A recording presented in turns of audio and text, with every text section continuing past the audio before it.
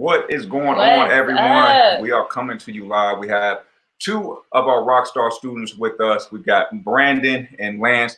They've done some amazing things, but we want to talk about the mobile home investing lifestyle in this video. Yeah, we just want to get into their experience, their journey, what they've learned.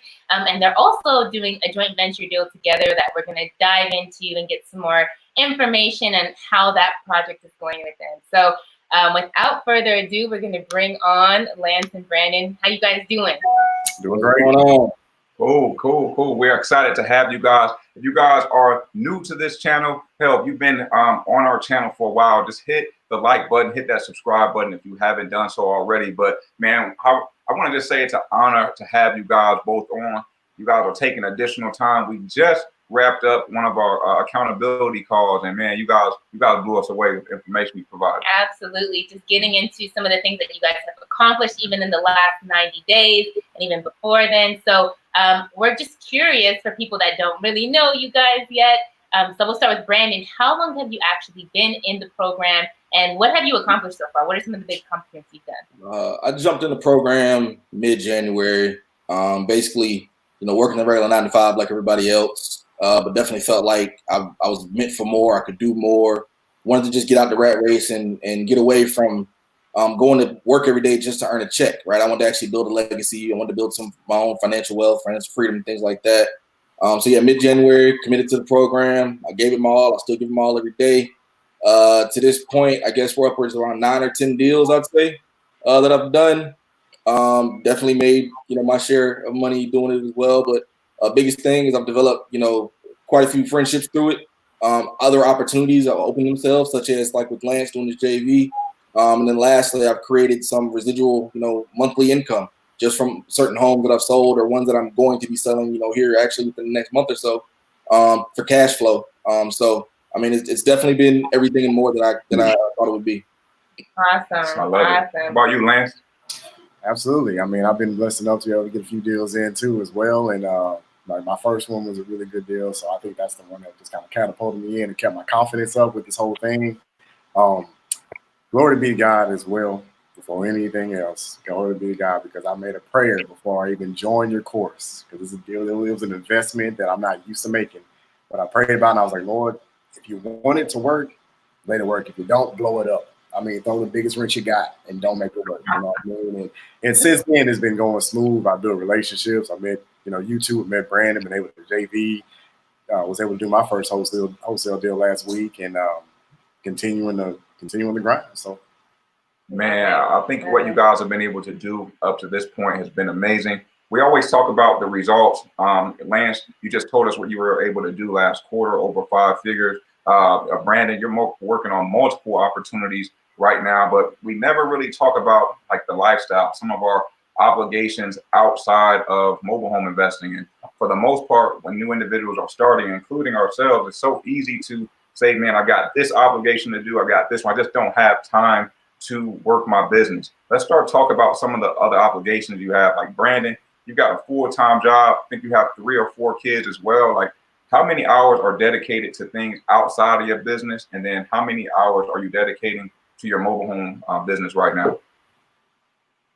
Honestly, I can't quantify it in hours. I can't. I mean, it kind of literally bounces throughout the day. I could be sitting there and then my phone rings and I'm like, yo, this Lance, let me get this real quick.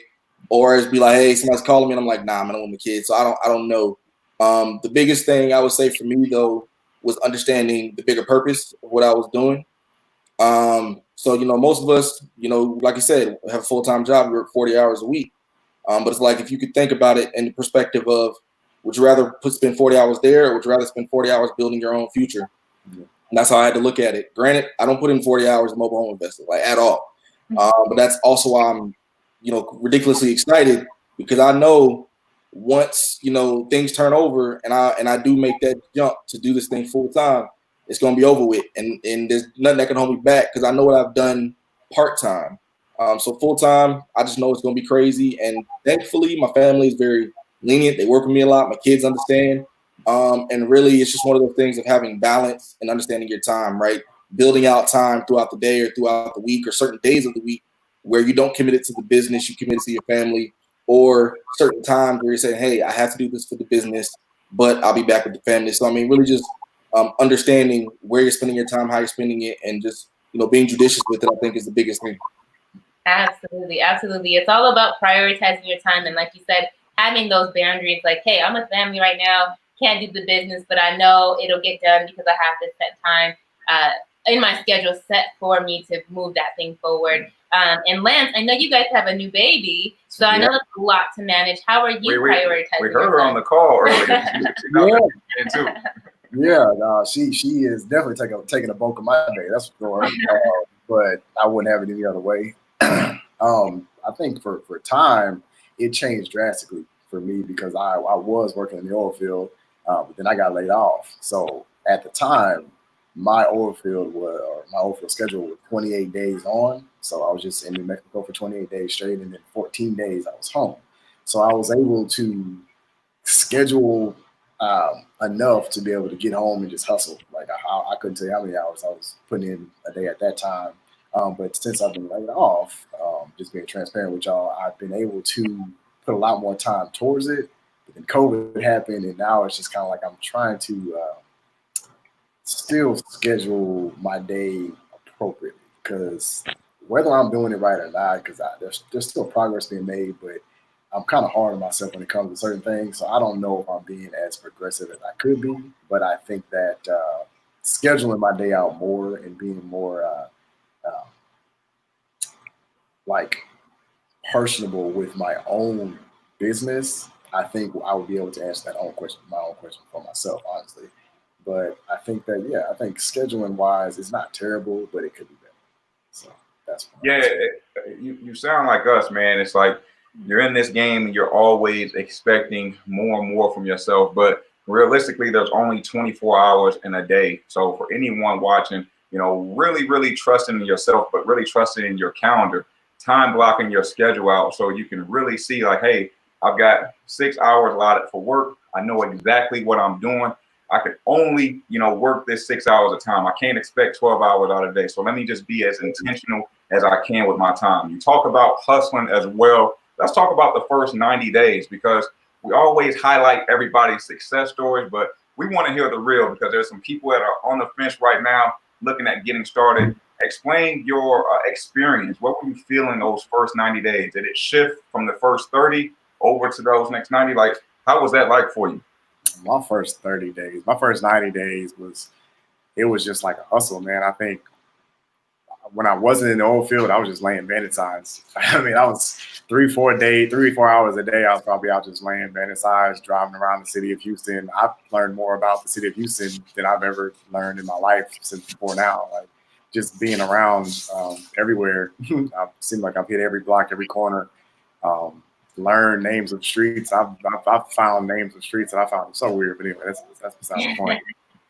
Just laying bandit signs and then getting calls from people that are just strangers. They're strangers to you, just to be totally honest. And they're like, hey, so you got any mobile homes? And it's just like, sometimes you do, sometimes you don't, but then you have to explain to them like, well, I'm in the business right now to kind of buy them, and this is what I'm doing with my business, and if you have any other people that you know. And sometimes the conversations can get confusing to you, but after some time, you get there's only a certain amount of people out there that they all kind of come with the same kind of response or the same kind of call that you get, and you kind of organize yourself a little bit better. Who am I on the phone with?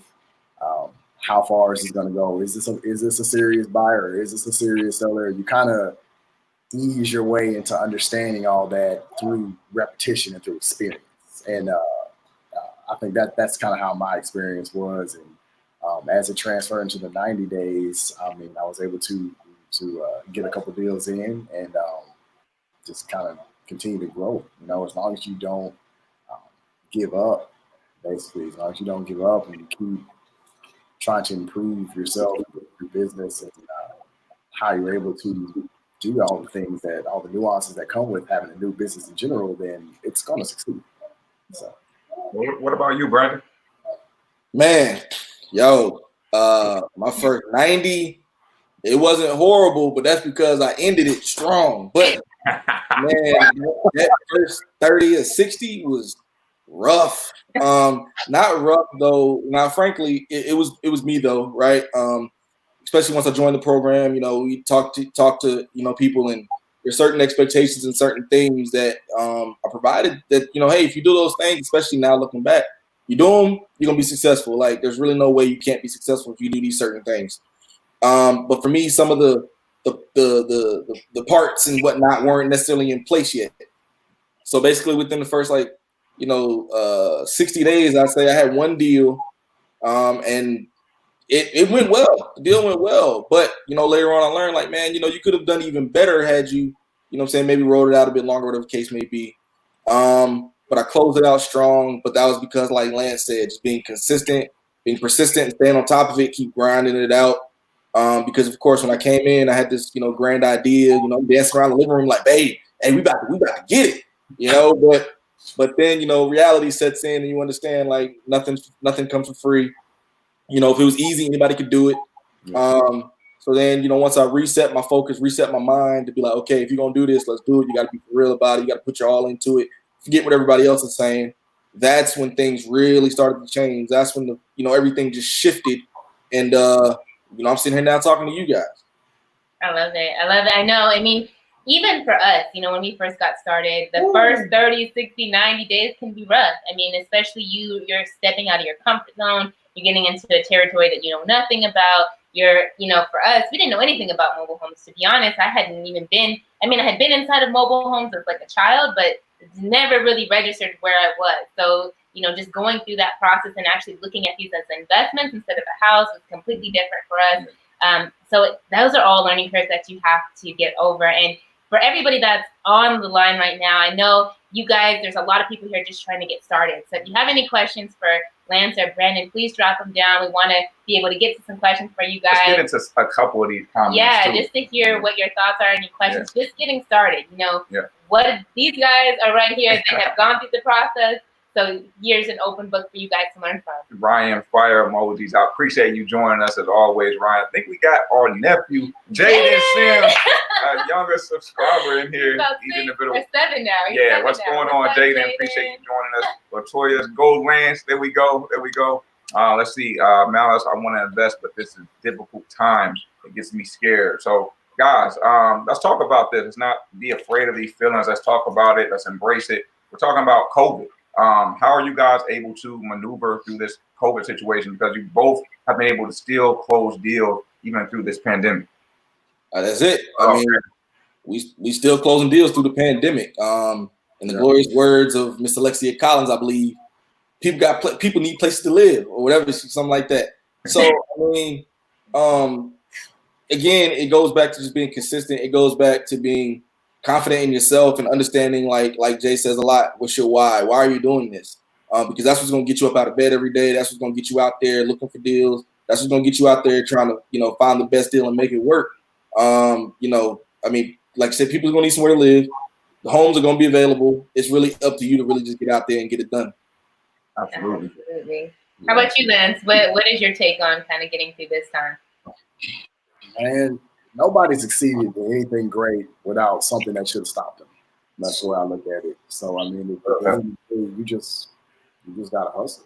You just don't let it stop you. Remember what your goal is. Remember what your why is. You do that, and at least that works for me. That works for my mentors. That's worked for a lot of people that I've looked up to. Just keep pushing. No matter what, don't give up, and don't be afraid of even things that are scary. Like COVID isn't it's a scary thing, you know what I mean? But wear your mask.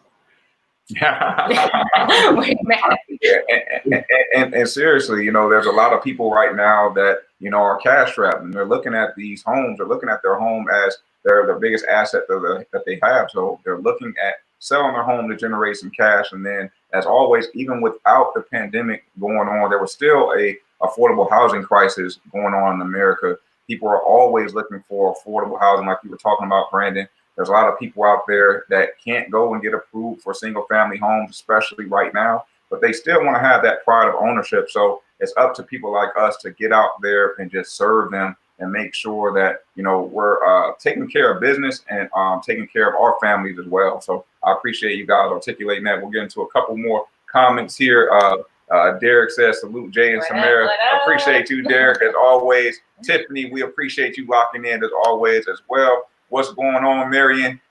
Mike B in here. What's going on? Hey, fam. We got a couple more. Screwing it up a little bit. Orlando, hello, new to the channel. Appreciate you joining us, Orlando. Definitely subscribe with us. And then Ryan says, I'm a little nervous speaking to park managers going to certain parks, especially being a Black African-American male. How do you overcome that? The floor is yours. Yeah. Yo, let me crack this one right here, man. Yeah, go ahead, Brandon. You got it. Yeah, I mean, I remember even taking my first call. I was nervous. Frankly, I didn't really want to answer it. I was like, nah, just let him leave a message. You know what I'm saying? But as Lance said earlier, man, if it's not going to be easy. And then, like you said, you being African American male going to some of these parks. At the end of the day, if you have something to offer, they're gonna want to do business. You know, I mean, many of us have gone to various park managers, gone to various homes, gone to various whatever. If you feel uncomfortable, obviously, I wouldn't say, work in that situation. But as long as you're not being threatened physically and there's no harm that is imminent to you or anything like that, don't be worried about going to those park offices. Be confident, speak up, say what you got to say. Because, like I said, you have a service to offer them, and as long as you have something legitimate to offer them, they'll be willing to speak to you. And if they don't want to work with you, that's fine. There's a ton of other parks out there that will do business with you. So don't let that stop you, because if you're gonna let that stop you, you're never really gonna reach your goals. You gotta push through that and just keep going. Mm-hmm. That was powerful. That was powerful. Lance, I'll let you take the floor, man. What Brandon said. I mean, look, as a Black man, I can understand, having that nervousness, especially starting out. But one thing I've learned is people want to do business with a businessman, not skin color, and there you definitely need to make sure you know your surroundings. You need to make sure you understand what your surroundings are.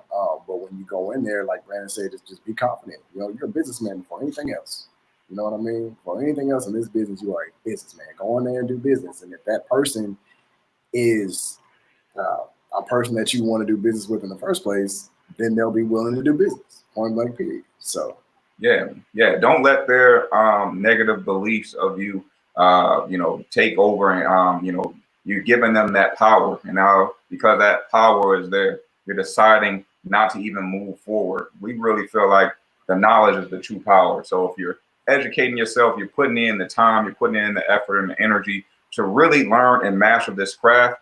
Like you guys said, hey, I can choose to serve you. I have this information available to you. If you don't want my services, I can always move on to the next opportunity. Just trust and believe these people are out there and they need your help. So we'll get into a couple more. I wanted to jump into the deal that you guys are We'll get back to the questions in a second. We're going to get back to the questions. We got a few more coming in. We definitely want to get back to them.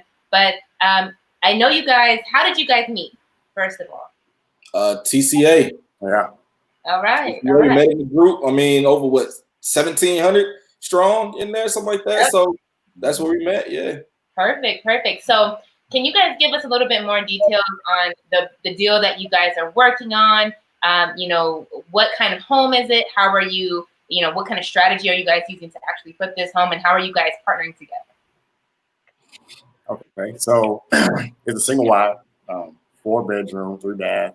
And it's just a home that it's a good home, from what I can tell. There are a few things that we're gonna have to spend money on that we don't want to spend money on, but it's something that is gonna be a good home for a family whenever we get done with it. We just, with Jay being it, with an expectation to sell it with cash or buy cash, but we still have that option to do financing if that option kind of presents itself favorably for us. We'll do that, but hopefully we're trying to sell it cash. That's our plan A. So. Cool. And then on the coaching call today, we talked about the issue you guys ran into. You guys said you looked at this home beforehand. You looked at the interior. You saw some roof damage on the ceiling. You said you had a good idea of the roof at first, but then come to find out, the whole roof needs to be replaced. Like, how did this feel, kind of just experiencing that? And then how did this dictate any of your exit strategy plans? Well, for me, I mean, it was a freaking gut punch. I'm running a lot of point on this mainly because it's up in my area. Lance is further south, and Houston, I'm over in DFW, Dallas Fort Worth. But it was a gut punch, mainly because, you know, when you get these homes, you have an idea of like, okay, I'm gonna spend money here, I'm gonna do this, I'm gonna do that. This is kind of what we're looking at going out, right? But one of the things I try to do when looking at these homes as well is like when I acquire a home, basically, am I in equity day one based on my market, right? Like, so when I get it, if something happened to where I have to turn around and get rid of it today, am I going to be in the green? With this particular home, that was one of those situations where we were in the green day one. And if not for that, because of the way that we were able to get the home, that roof probably would have been a deal breaker altogether. Like at this point, right? We pretty much be trying to get rid of it just to get our money back. But we're still, I believe, very much in the green. I think we'll still be okay. Not going to be necessarily an issue. But going back to the exit strategy, like Lance spoke about, that's a good thing about understanding various ways to exit these homes. Because if we only thought of one way to do it, then we would probably be a little more panicked. But because we're confident in our abilities, our knowledge, and the various ways we can get out of it, so to speak, I think we'll be fine either way. I love it, and that's why we educate on having so many different exit strategies. Because if you're just focused on one, and then you have a $2,000 or $3,000, roof repair that needs to get fixed, it can blow up that strategy, and then you're just kind of like stuck. I want to talk about how you guys were able to come together and partner each other. How were you guys able to gain trust? First of all, just not physically ever meeting beforehand, and then like, how did you guys decide like who gets what profit split wise on this deal? Well, I'll say we met, like I said, through TCA. And I mean, frankly, just like with a lot of people in the community, we go back and forth. You talk about various things, especially when people are very active. You start to notice them like, okay, they're active. They're actually out there working. Whether they're doing deals or not, the point is they're actually out there getting things done. So me and Lance had gone back and forth quite a bit on like Messenger or through phone calls and things like that. And then Lance actually hit me up about this particular one. And we decided, all right, let's do it. And of course, it was going to be both of our first time doing the JV with someone. So just to make it easy, we just did a 50-50 split just to make it really, really easy. And I will say to commend Lance, he took a big step. He actually booked a flight and came out here to Dallas-Fort Worth as, to come see the home, to come help me move and everything like that, which most people probably wouldn't have done that. They would have probably just sat at home, like, all right, man, let me know when it's done. He actually put his money where his mouth is. He came out here. The JV's been smooth sailing completely. I mean, at this point, I'm fairly comfortable with him. I'm hopefully he's comfortable with me or whatever. And we're already talking about the once we're able to unload this bad boy. I love it. I love it. I love that you guys, built that trust right away. You were able to see how serious Lance was by he took the step to come out there to actually view it himself. And I know you guys posted a bunch of content in the group about you guys inspecting the home and watching it being moved. So that was really awesome. So even with this big roof issue that you guys weren't expecting, I remember on the call you were saying potentially $5,000 of repairs that you weren't expecting. What is the profit potential you guys are still able to see with if you sell it for cash or if you sell it for payments? Where are you guys at trending profit-wise? Lance, you want me to take it or you got it? Yeah, like so we're still figuring out the cost and what everything exactly is going to be, but if we can get it built up and we have to where we want it to look, we think we're going to be able to sell it in that market for anywhere between 30 and 35. So I think with that being said, I think 10 grand for just gross for everything should be the least amount that we should be able to get. Perfect. Cool. Perfect. And I know, with the big learning experience that you guys had, I know when it looked like you were going to swing it out of the park right away, but sometimes that happens just with all of us investors. Some things happen that are out of our control or that we missed, but you guys are learning a ton from that. You can take that experience and do better on the next. You're still able to walk away with $10,000 on one deal. And it's really cool you guys were able to partner together because Lance, on the call, you said, man, I'm kicking myself. I'm reflecting over quarter two. I wasn't able to get my license secured. I know that's something that you wanted to do. Wasn't able to do that before COVID.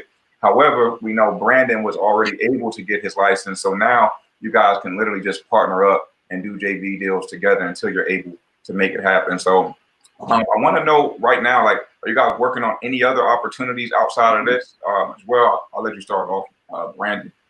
You mean individually or like together? Yeah, individually. Yeah, individually, I have a rehab that's completed this week, so I'm going down there Friday. It's actually in the same park as the home me and Lance are JVing on. So that's gonna be final walkthrough. Plan on posting that next week, and I closed on another home today as well. That's been in my pipeline. So I've closed on that. That's gonna start rehab probably next week. It's gonna be another cash flow deal. So yeah, at this point, just building up the pipeline. But yeah, I mean, I got a couple that I'm excited about. Perfect. Well, what about you, Lance? Hustling. Okay, so I just did I was just able to sell my first wholesale deal a few days ago. So I had that going. Yeah, and then I had another one that I thought I wanted to bid on it, so I thought that was going to be another deal I had going on, but it seems like some complications are going on, so we'll see how that one goes. But it would have been another one going on, but we'll see. Man, that's the game, man. Sometimes it's slipping through your fingers a little bit, but congrats on closing that wholesale deal, your first one. Getting that first one is so empowering. You're like, wow, yeah. I can get this done quickly, and I can create my own income without using any of my own money. We're here. We are live. We got some more comments coming through. We want to make this as interactive as possible. So Tiffany says, what was the most challenging part of y'all starting out, and how did y'all overcome it? For me, the hardest part was kind of like Samara said, I ain't know nothing about no mobile homes. I mean, I had the whole stigma like trailers, man. What's going on with that? That was the most challenging part for me, really wrapping my head around it. And then even once I did, get into the program and everything like that, not being ashamed, like, dude, it's real estate just like anything else. It's just a different type of real estate. That's it. And pretty much for me, I just understood what I was trying to accomplish, where I wanted to go.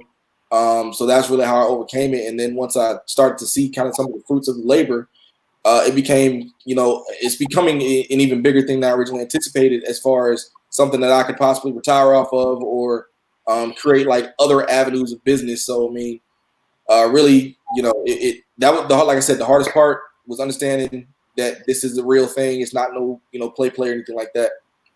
Love it. What about you, Lance? Yeah, for me at the time, it was my job. I was working in the oil field, so I was gone 28 days at a time. Then I'd be home 14 days at a time. So whenever I came home, I had to use those 2 weeks to hustle and build relationships. And lucky I was able to meet guys like Jason. We got Jason down here, Jason Gully, Trident Property Solutions. Look him up.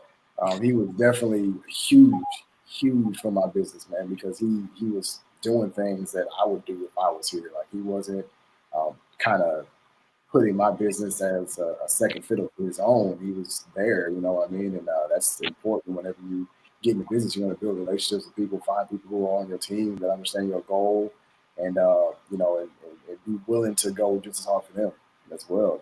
So that's kind of how I was able to overcome me not being able to be home, was to do that. So. And salute to you, man. It's so easy. You've gone 28 days. You're only back for 14. You had to be intentional with your time. So I appreciate you sharing that, man, because I know a lot of people out there, they've got busy things to do. Everybody's busy, but, it's like, hey, what is that why? Like you mentioned before, Brandon, your why's got to be strong. You got to give your business some type of priority, or it's just never going to be able to grow into those results that you really want. So we'll get into a couple more comments here. Jason Session logging in with us. What's going on?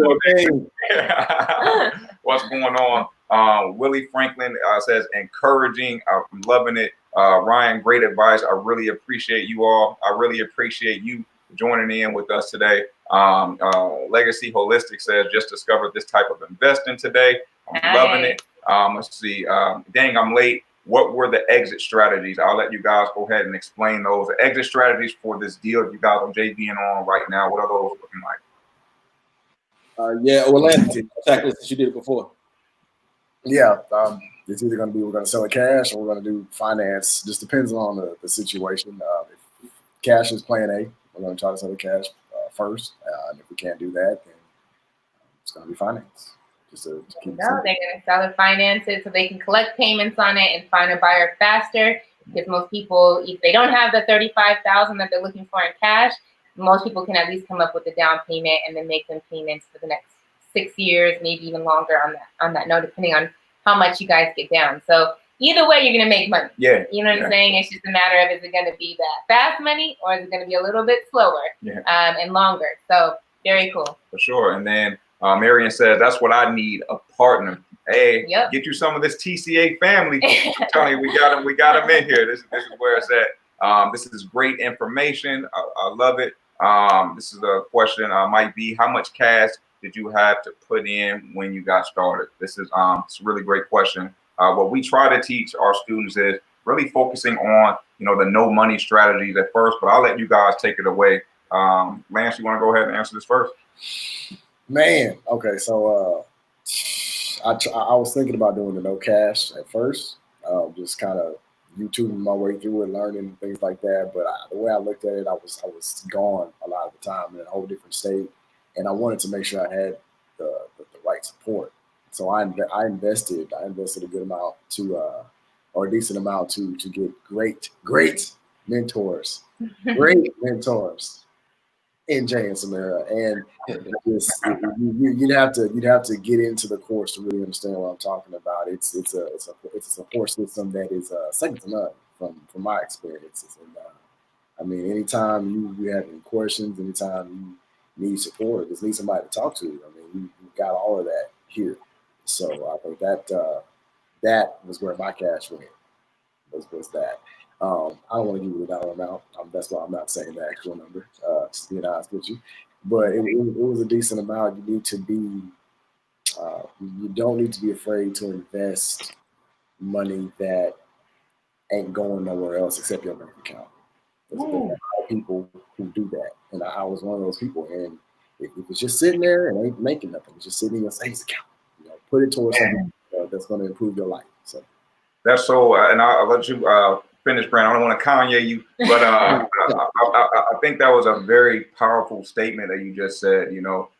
Instead of your money just sitting there, literally making the bank more money, you chose to take that money, invest it in you, and grow the money yourself. And I think that's the mindset that you got to have. The biggest investment you can make, it's not your business, it's ultimately yourself. So I appreciate you sharing that. And Brandon, I'll let you take it away.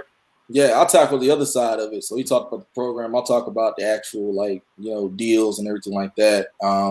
Like you said, definitely wholesaling. So the no money strategy, wholesaling, definitely the biggest one that is talked about a lot. A lot of people do it. There's people who've been doing it for years. That's all they do is wholesale. So it requires none of your money, and so that's a good one. And also some people do brokering. Now, of course, these strategies vary state to state as far as, the legalities and whatnot. But generally speaking, it's no money. Anybody can do it. And it's fairly straightforward. I love it. Absolutely. I love it. Absolutely. Legacy says, congratulations. Brett says, I just joined. Brandon, what type of capital cash flow would I need to start? We kind of just went into that. I got another question, approximately how much would I need to get started? This is a question. And here's what we see most of our students saying. Hey, you have to make that investment in yourself. You have to get the knowledge. If you just go out there and buy a property, even if it's $1,000, you could be losing money because you don't have the knowledge. The first thing is be ready to make an investment in yourself. Second of all, utilize the no money down strategy so you don't have to have a big lump sum of cash to be able to create these opportunities to make money and then use that money in your business to reinvest it. Just what Brandon was telling us earlier, he spent, for his first 2 deals, he used his own money. But then after that, you wholesaled them, right? So you didn't even use any of his own money. Yep. He didn't use any of his own money to do his first 2 deals. And then from there, he used those profits to reinvest into more deals. And he hasn't had to use any of his own money to build his business to where it is today. Yeah, it paid for my license and it repaid whatever I invested in the program on top of that. So, yeah.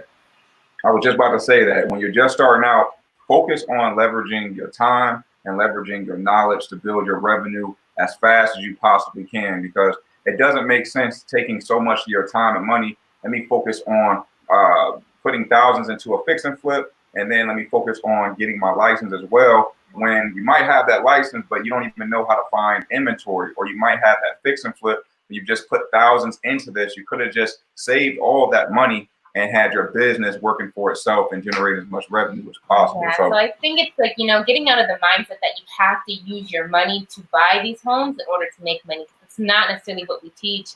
We want you to actually not use your own money, but use your knowledge and your time to be able to create money and then use that money to continue to build your business. So It's all about the knowledge that you have, not necessarily how much you have in your bank account. And then we'll get into one more, then we'll come back to the questions to wrap it up. But Willie says, once you close that first deal, was it a game? What was the game changer that modified your thought process? Was it a game changer? So for me, it was a huge game changer. Like I said, when I came in, I knew nothing about mobile homes. I don't know what to look for. Where they at? Oh, behind the trees. All right, let me go check it out real quick. Like I knew nothing, right? But after that first deal closed, even though, like I said earlier, it was not a home run. It wasn't like, oh, close the first deal for $50,000. Like, it wasn't anything crazy like that. But it was a humongous confidence booster, and all the knowledge and information I gained from that first deal. Just like it catapulted me into, the stratosphere, so to speak. Like, I mean, at this point, there's no deal that I don't go into confident, like, okay, let me go take a look at this house. Okay, here's what I can do. Okay, here's what needs to be done. All these things now that I learned, and mind you, I've only been in the program for about 6 to 7 months. When I first began, I knew nothing. And now, sky's the limit. Yeah. Love it. So like Brandon, I've only been in for about 6, 7 months, but my first deal was, to me, I thought it was a home run. And I think that that was huge, just huge confident boost for me, because I was like, yeah, I'm about to go out here and get this money. It's not a game no more. It's not a game because I'm about to go out here and get this money. So that's what my mindset was. But also understand that the difficulties don't go away. You just have to just understand that confidence boost, you got to keep that momentum. It's easy to get rid of it. You got to keep that momentum, because if you don't, it'll be all for naught. You know what I mean? So, yeah. Totally agree with that, man. It's all about momentum. It's really you versus you. So throughout the journey, the 6 or 7 months, it's always you discovering more about yourself. What did you mention on the call earlier about handling so much stress? Yeah, one thing that I've learned or heard a while ago was that your ability to succeed or be successful is directly correlated to how much stress you can handle. So the more stress you can handle, the more you can expand your capacity and the more you can succeed. And so it's just about the internal work that it takes to actually be able to be the eye of the storm, lots of chaos going around you, especially in the beginning when you're hustling and you're trying to get this going, but still be able to stay focused on what's important in those revenue generating activities and keep your why at the forefront of what you're doing and not get lost in the chaos. So, sure. I think getting that first deal done, even if it's $500, even if it's, just getting it done, gives you that confidence. It's like, hey, I've gone through the process. I've helped somebody. You can see the smile on their face when you sell their home. You can see the smile on someone's face when they're buying a home, and you're like, wow, I'm actually making a difference. Absolutely. Now, 6, 7 months in, man, I want to know, what would you tell the past self of you, the one that just got started? If you have to give that person a piece of advice, what would it be? Man, if anything, I'd be kicking myself that it took me, 60 days to really just buckle down and get to the business. I would tell my past self, day one, put like 100% into it. Not like, 90, 85, not like put a full 100% into it, like your life depended on it. And 90 days after that, you're guaranteed to be an expert. And if you're not an expert, I don't know what to tell you, because to me, it's virtually impossible, almost fail-proof, quite frankly, in my personal opinion. If you just do what you guys teach consistently, I would just tell my day one, like, get to it. Like, if you really want to, do some of the goals that you've set for yourself, if you want to accomplish those, like, get to it. Put down the PlayStation, you know what I'm saying? Put down the cheeseburgers and the food and all that. Get out there and get to it. Love it. How about you, Lance? Yeah, I would tell my younger self to, what about me? What am I talking about? Younger self, my day one, I guess, to diversify more. I think I was really pushing towards one or two things to build in my business, and I think I should have started and focused on multiple avenues as opposed to just a couple things I was focusing on. I think I would have been further along if I did. Love it. No, that's great advice. It's great advice for your past self, but nonetheless, all of that is still learning, right? Yeah. Like, even making those mistakes, all of that is getting to you guys to where you are today, where you're doing multiple deals. You guys are completely invested. You're completely engaged. It's one of the things that we were talking about earlier. You guys are engaged in the community. You're networking. I've heard you guys mention multiple times building relationships is so powerful in this business, and you guys have really been focused on that. So what pushes you to be engaged, even in our TCA community and getting out there? What is that that's like pushing you to actually build those relationships? My why, my goals, they're lofty. I got a place to be. I got a thing that I want to accomplish in my life before it's all said and done. My baby, you know, she's young. I want to be able to give her something of substance. Well, whenever she's able to talk and walk and things like that, she can start understanding what I'm talking about. I want her to be impressed by what I'm saying. I know that sounds selfish, but I want her to look up to her parents and be like, this is how I need to do it.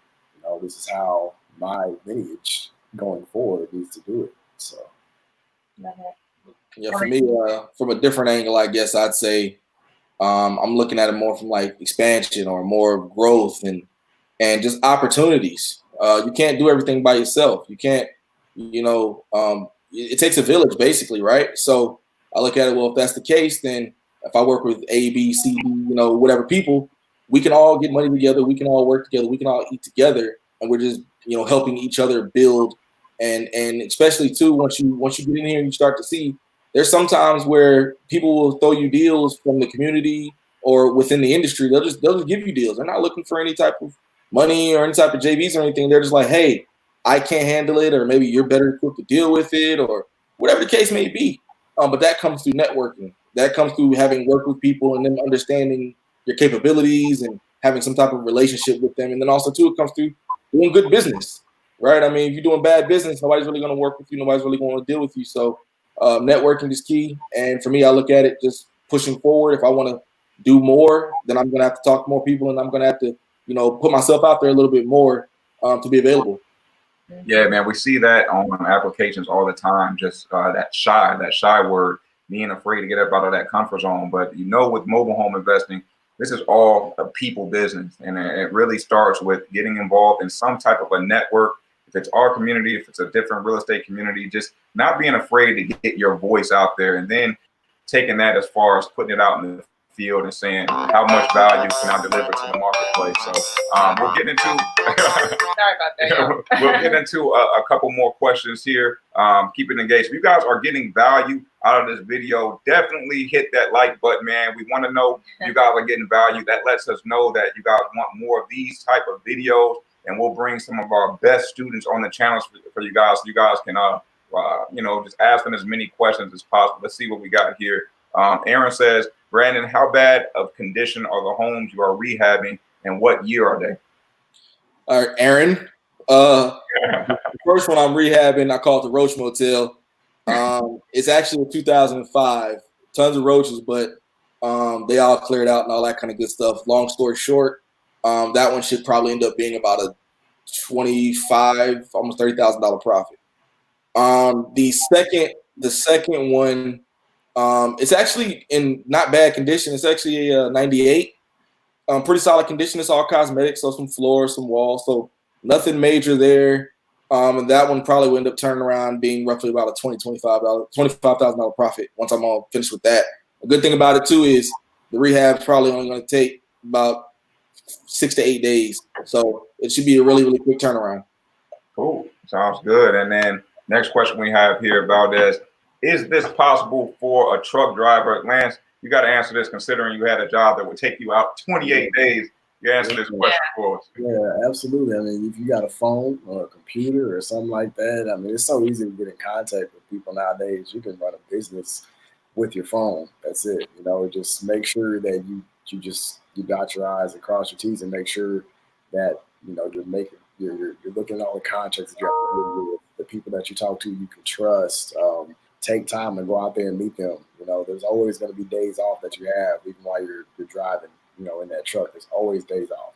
So use that time to just get as much done as possible. Build as many relationships as you can, because you need those. Working as much as you do, you need those relationships, because, like Brandon said, you got to have a village.